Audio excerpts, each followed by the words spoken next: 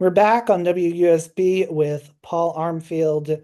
We have Between the Covers, and um, the last one I wanted to get to is The Books Beside My Bed. You just heard that.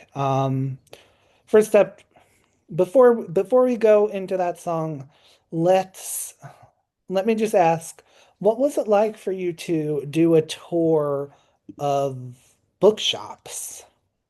Well, it was funny. It was I'm I'm in my I'm now approaching 60 now, and I've been making music all my life really, and I've been selling books for most of my life as well. And the two worlds have never really come together.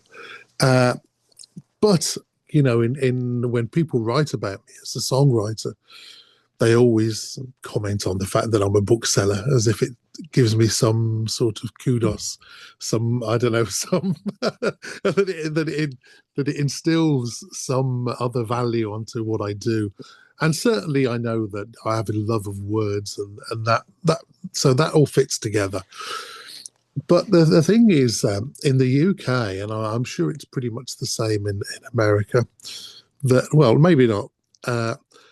To As a singer songwriter, the the market for performance is folk clubs for the large part, and there's a big confusion between what the definition of folk music is, and so it can mean quite a lot of things really. But ostensibly, I'm not a folk singer. I don't explore the folk tradition. I create new songs. I'm more of a chansonnier in the French tradition. I'm a songwriter. I don't reinterpret other people's songs on the whole. Certainly not, like I say, from the folk canon.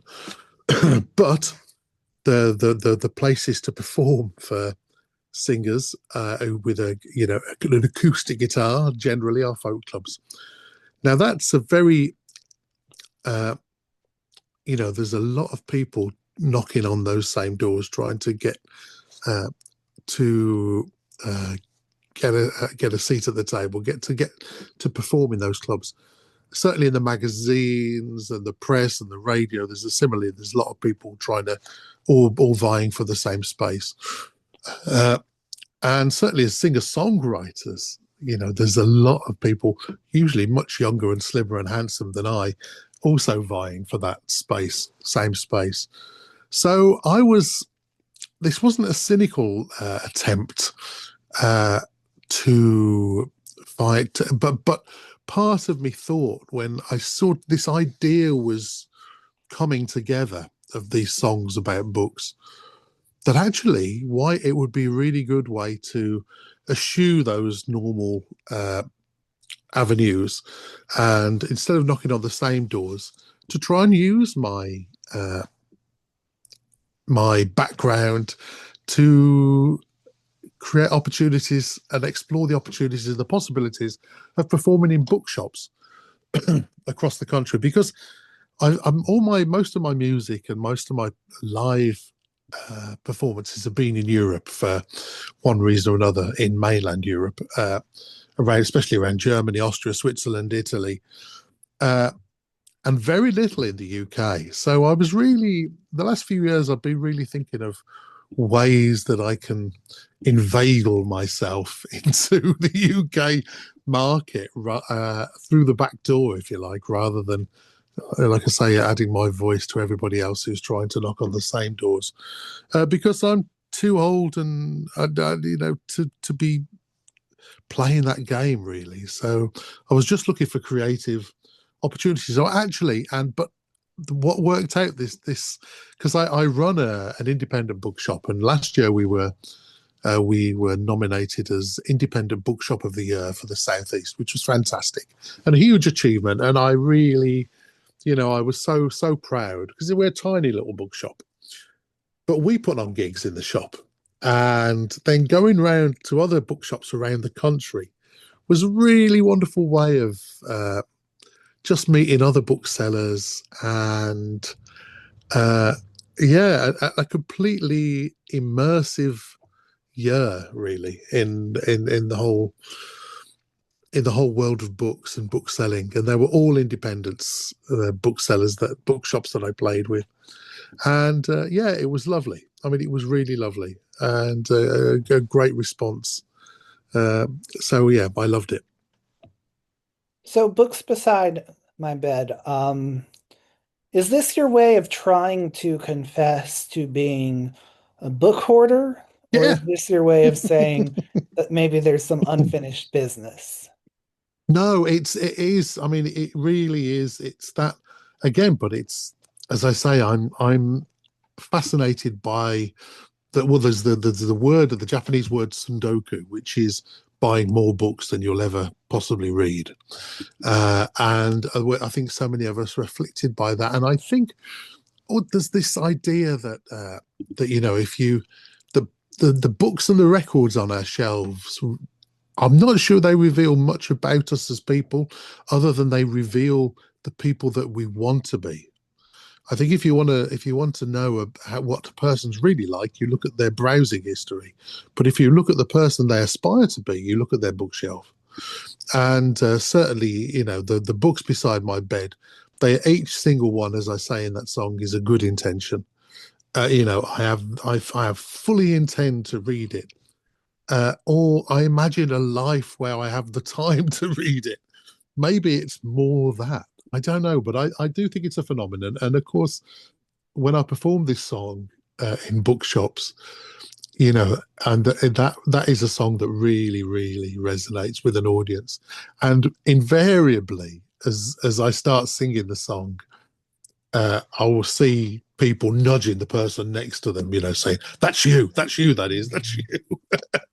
So yeah, and it is, and I love the idea, that we amass this huge tower by the side of our beds, which I think we all do.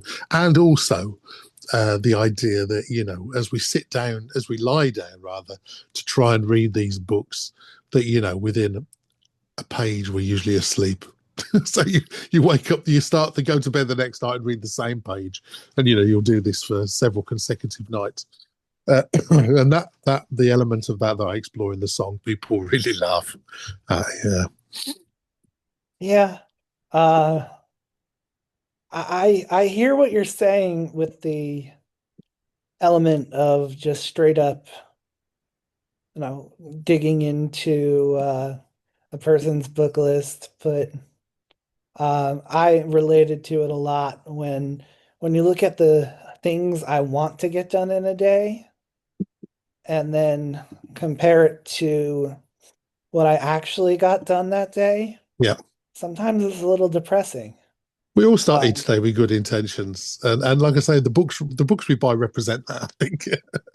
yeah, it's Yeah. the books we buy represent that, but no, it's so many things. Like what are the intentions we have and what do we wind up doing? And for me, when I'm checking off items on my to-do list, yeah,